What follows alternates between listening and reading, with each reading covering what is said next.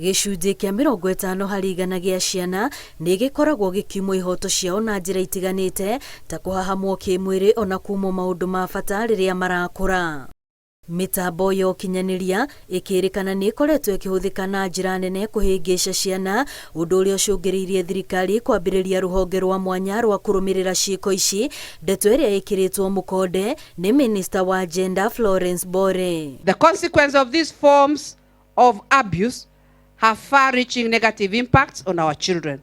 We therefore have a duty to promote and protect the rights and welfare of children in all settings. Mĩario yake nĩ nyitĩtwo mbaru nĩ mũmbunge wa Thika Alice Ng'ang'a ũrĩa ũrĩtie Kenya makorwo mũhari-inĩ wa mbere kũgitĩra ciana nĩguo igakũra na njĩra ĩrĩa yagĩrĩire.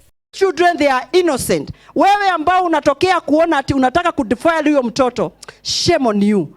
Watoto ni wetu wa kupatiwa na Mwenyezi Mungu. Wacha tuwalinde, we give them an environment that is very conducive for them to thrive and to grow. We empower them as a community. Wakiona watu wazima wasio wanaogopa, wakiona watu wazima wanajua ni wa kuwalinda na wa kuwatendea mema. Tafadhali wazazi wa jamhuri hii yetu ya Kenya, tutunze watoto wetu.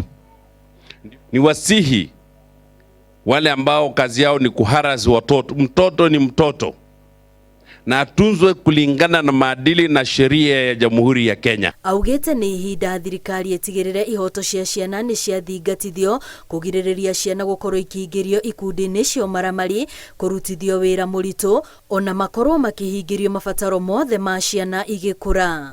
We therefore seek the support of stakeholders in the implementation of the plan of action and encourage initiatives for combating online child exploitation and abuse.